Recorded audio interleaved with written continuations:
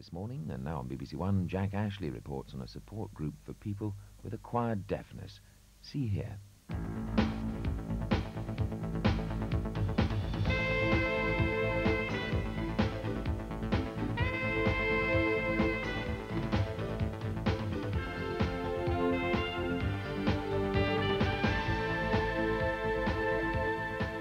I can't communicate with my parents, my sister or my brother. None of them sign. I'm the only deaf member of the family, so I get really bored at home. And I feel isolated. Coming here every Tuesday makes me feel very happy. I'm so happy here, and I thank you for that.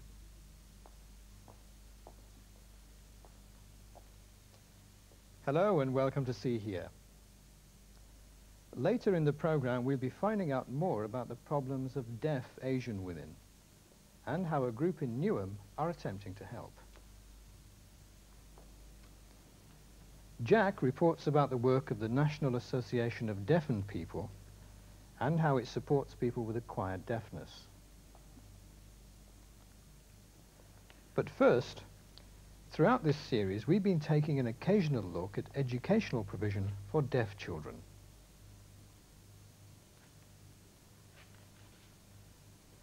Since the 1981 Education Act, the trend has been away from schools for the deaf. There are now only 50 schools that cater just for deaf pupils. But the majority of these schools are committed to providing an education that gives pupils access to the curriculum in sign language.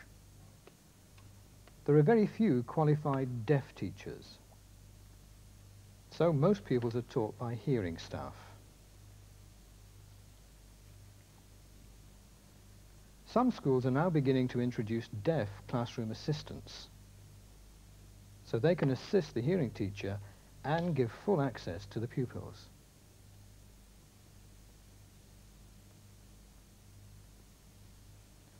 Oak Lodge School in Wandsworth, London, employed 2 new deaf teaching assistants last autumn. We visited the school to find out how effective this has been.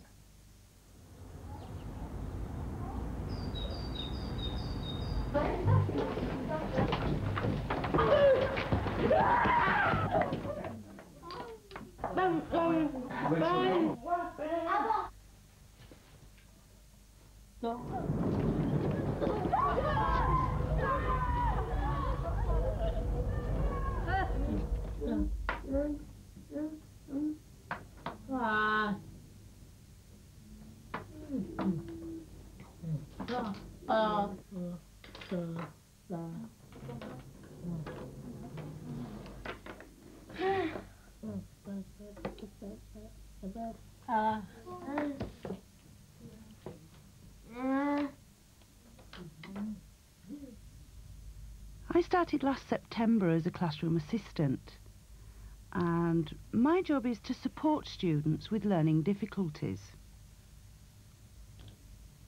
It's a question of translating into British Sign Language what the teacher gives in sign-supported English. So I try to give a clearer picture of what the teacher says. I've noticed that the main difficulty is poor receptive skills from the students, so I try to give a clearer picture for them to take on board so they can learn.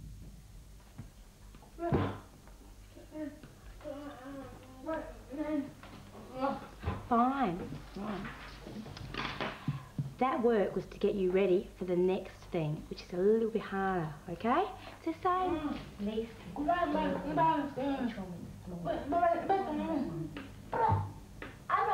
listen.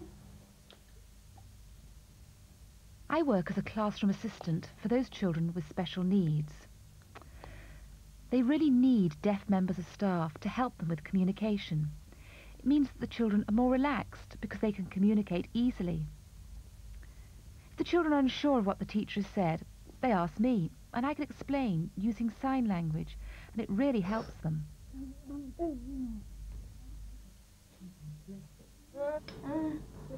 Yeah. You looked up and said how much, and you copied out. Now, I want you to add all of them. or she'll get all confused, okay? Finish?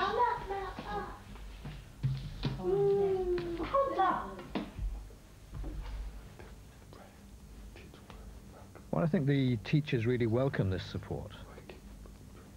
Because working with deaf children, you can have real problems with communication. Remember, many children arrive here at this school. They've got no speech, they've got no signing skills, and it really is very difficult to communicate with them. So having a deaf classroom assistant who has excellent signing skills makes it easier, because they can help the teacher so much. When the teacher will plan the program, what's going to be taught, and in the past you'd have problems doing that because you didn't know how to get through to them. But now with the deaf classroom assistant, you explain to them what you want, and they explain it to the children, which makes it easier. It doesn't make it easy, but it makes it easier. And so yes, we want more of this. If we had the budget, we'd have more.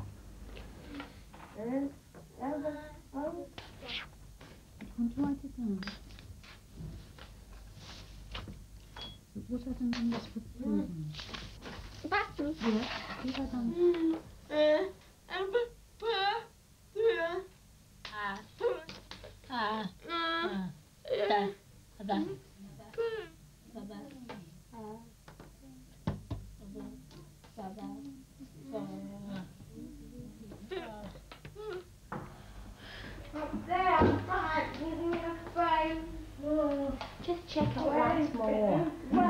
Just to make sure that's right. Should be 11.20. It's not easy for deaf people to become teachers of the deaf. I mean, mostly they probably think, oh, well, I can communicate easily with deaf children, that's all I need. But it's not, because there's a great deal of other work to do. Preparation, planning, coordination. You have to think about the national curriculum and what it says and what it means, and then you actually have to teach that.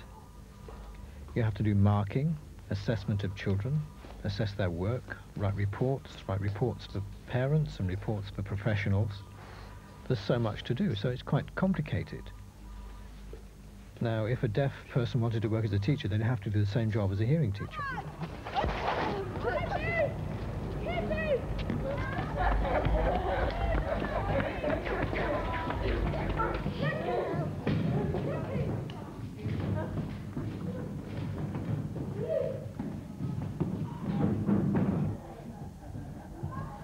Today I was preparing to tell you a story, but I've got some other rather nice things to do as well. First of all, I have some more certificates to give out. For 25 metres, Bhumi, out you come. Well done. Thank you. Well done. Well, I went to Boston Spa School when I was young, and it was staunch oralist. I didn't understand so much. I feel that if I had been taught through sign language, I would have done very well at school. Anyway, when I came here, I expected it to be pretty much the same, but I was surprised. They use sign language, and I couldn't believe it. It was great. I've noticed the teachers have a very good attitude, and they put the children first, which is different from my school days. They're so easy to work with and so accessible. Well, I'm an ex-pupil. I was here about 19 years ago. From 1975 to 1980. I think being here now, well, after leaving this school and then coming back, it did feel strange. I mean, this is my old school. I couldn't really believe that the teachers wanted me for this job, but I do enjoy it. Big congratulations to Rizwan for 100 metres. Marvellous. Well done. Well, it can be very good for the children themselves. When they see someone coming in here and say, oh, you used to be a pupil here, now you've left. And, oh, Mr. Beeson knew you when you were a little girl, you left and you've come back to work here. That's good. And I think some children, when you ask them what they want to do, they say they want to become teachers. So I think that's very positive. It gives them higher hopes for the future. They don't just accept they're going to be a painter or a carpenter. They've got much higher aspirations now. We have one girl who wants to become a social worker. So that's very positive. Apa?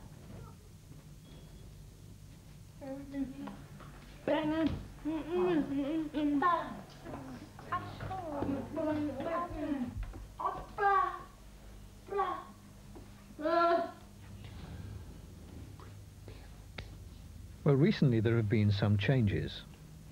The government have started a new scheme called Licensed Teacher Scheme, which means that if you have a basic qualification and you have some experience of higher education, you can actually start working in a school and train on the job, as it were.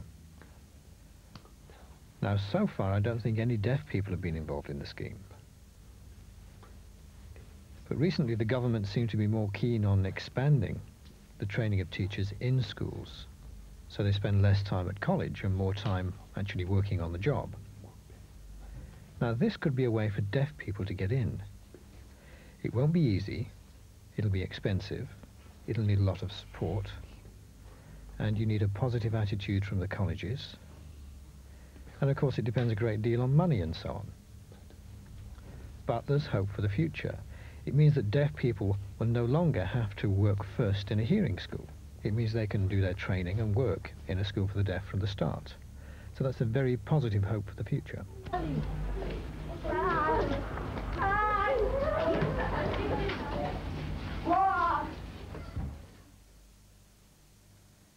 Very good. Well, let's hope that they can achieve that in the future.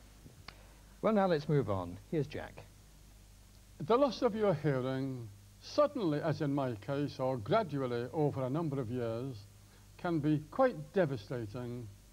Most people find it very difficult to adjust to a silent world.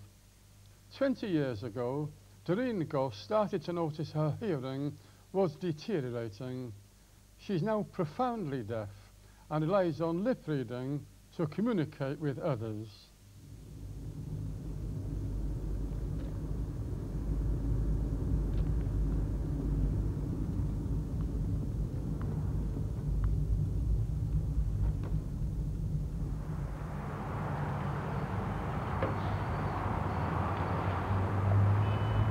I was first aware that I had a problem with my hearing after I had an attack of malaria. I noticed that I couldn't hear the clock ticking on the wall. I couldn't hear my own watch ticking, and I couldn't hear certain sounds like the telephone ringing.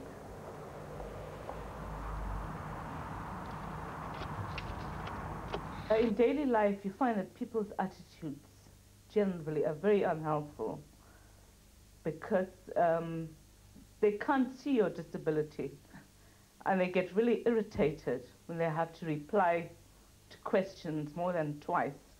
They either shout at you or they distort their mouths and speak very slowly. It's not natural speech.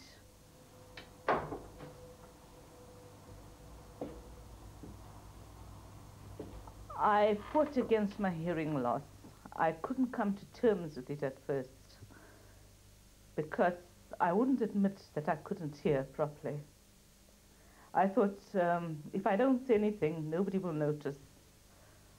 And it gave me a lot of problems. I had to go for counseling and everything. I just couldn't come to terms with it because I think that I'm a fairly sociable person. And I found it very difficult not to be able to be included in conversations and things like that. So I think you don't exactly get over it. You accept it, but there are times when you can't accept it.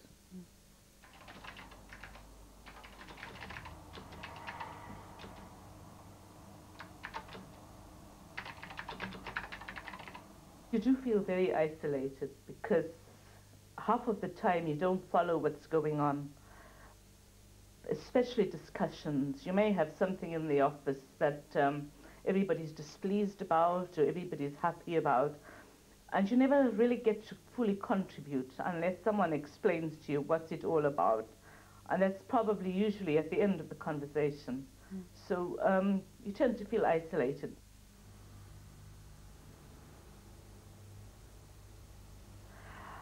I think I have a problem because my speech is very good And people don't realize that I'm deaf when they talk to me. Because I can speak fluently, they just assume that if you have fluent speech, it follows you have good hearing.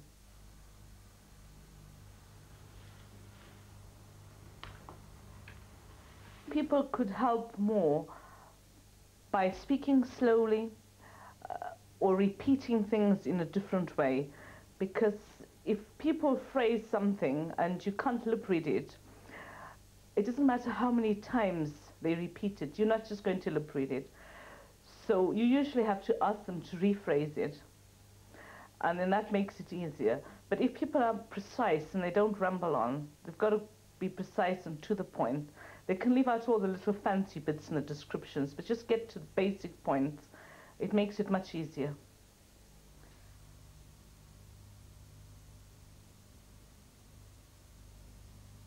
I suspect that many people will empathise with Doreen's experience. It's for people like Doreen that 10 years ago, the National Association of Deafened People was set up specifically to support deafened people. Jeff Babb is the chairman. Jeff, I know that yours is a small organisation, but an influential one. How many members do you have, and how many are you aiming for? We have about 500 members. It would be very nice to double that number of people, but it's also very important to us to develop the quality of the work which we do on behalf of deafened people. Well, to what extent do the problems of deafened people differ substantially with the problems of born deaf people? What are the main ones? Deafened people, before they become deaf, are established in the speaking and hearing world. They suddenly lose the means of communicating at home, in a community, and at work, and it's the recovery of communication that is most important. One of the main problems of being deafened suddenly is the traumatic shock. How do you help with that? Well, one of the things we can do is help people by showing them that they are not alone in their experience. Our members have been through the same experience. To join a group of our members is to discover that other people have travelled the same road, and we will support people as they go about rebuilding their world at home and at work. Well, while they're trying to rebuild, some deafened people say that they don't have full rights. Do you agree with that?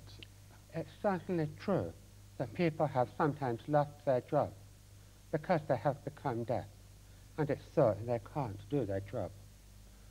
It would be very good if we had easy access to the means of communication in all the places which we go.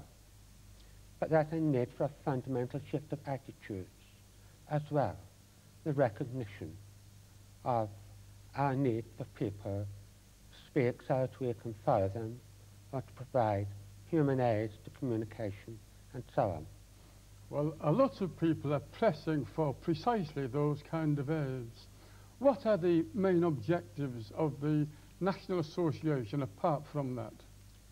I think we want to develop our local groups so that deafened people can find friendship and support where they live.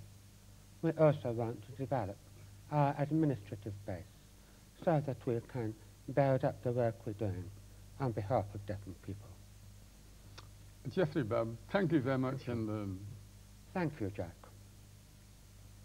If you'd like to find out more about NADP and what help and support they can offer you, do please get in touch with them direct. The address to write to is NADP, Long Acre, Horsley's Green, High Wycombe, Bucks, HP 14 3UX.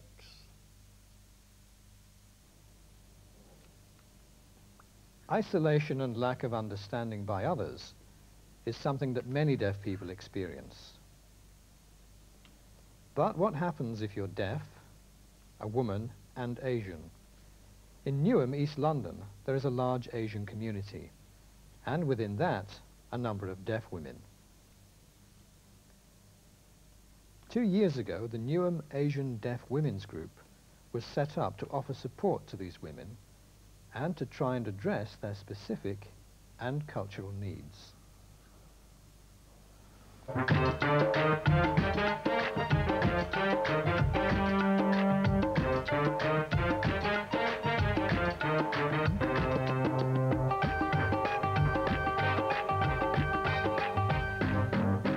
This group was set up in '92. It was hard. Asian deaf women need to come here so they can meet in the group. If they stay at home with their parents who may not have BSL or English, how they communicate? They'd be alone, and I didn't want that. I felt that they must get together and learn BSL and written English. It would build their confidence. They could learn from each other and learn more that way.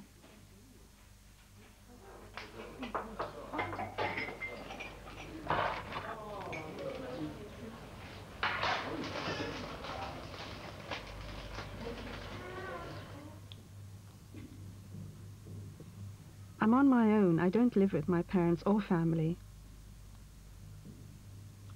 I don't have any friends nearby, so I do feel isolated. I take my children to school and bring them home on Mondays, Wednesdays, Thursdays, Fridays and Saturdays. It's such a boring life. On Sundays I don't get out, I just stay indoors. On Tuesdays I come here and so enjoy getting together with other women, going to Harrow, to Derby for the festival, and the Asian deaf parties we have. Oh, I really enjoy myself here with the group. It's great.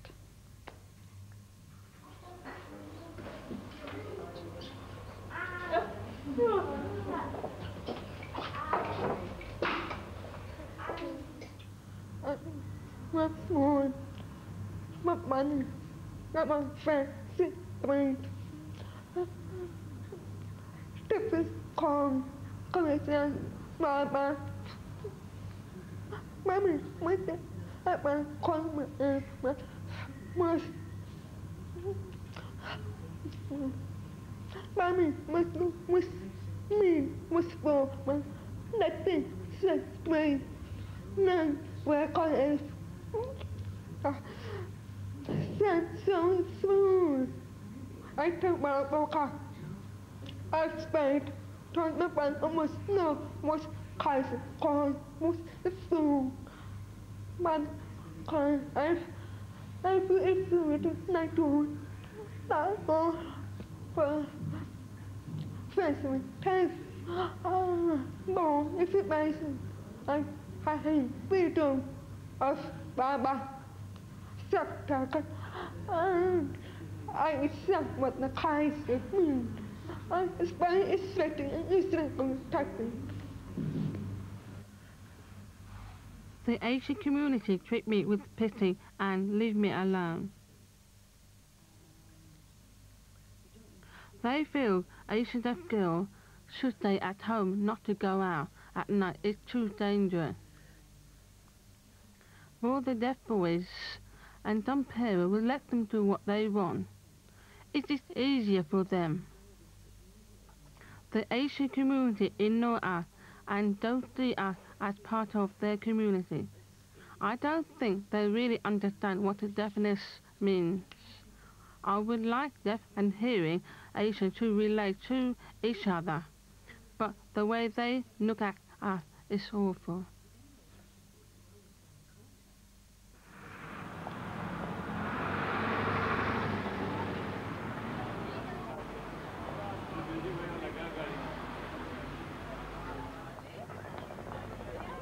I see a beautiful woman that gave to me, hey, how are you? Like silk, took me, the after, the wash out, took me, and then next day I Why? Because I'm told to it, that's why. Then, next week, I'm not in this combination name, but I can't. Yes, I feel the same. I found that hearing Asian people don't like me because I'm deaf. They ignore me, and I honestly believe that they can't stand the fact that I use my hands and eyes. Forget about ears. I use sign language, and I can do so many things.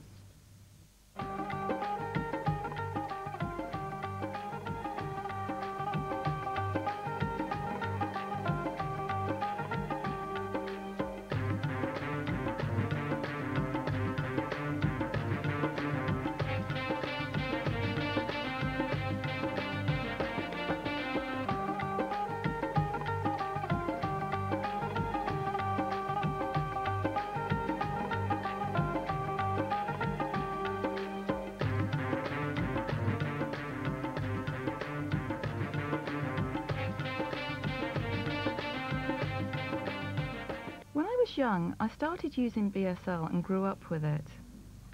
After I left school, I went to the Deaf Club.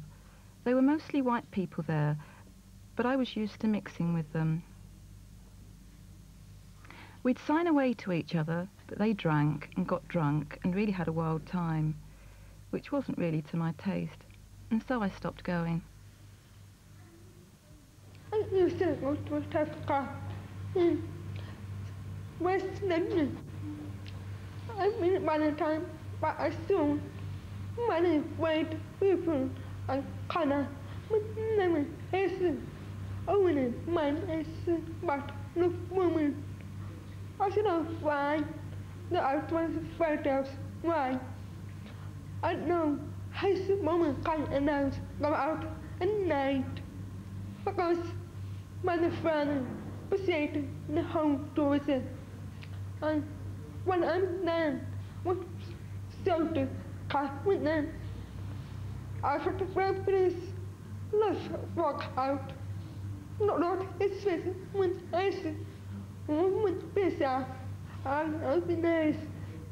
It's better that out when I sit and when Haitian, more kind.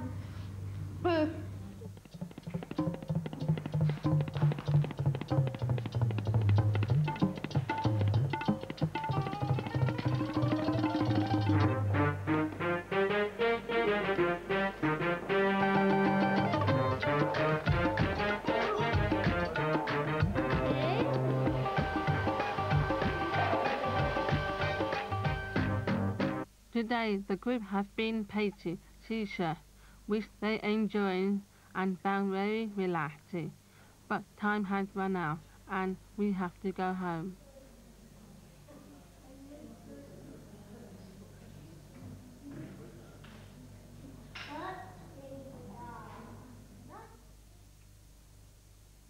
If you're interested in finding out more about the group, or would like to join yourself, the address will be coming up in a moment. Well, that's all we've got time for this week. Do join us again next week. Bye for now.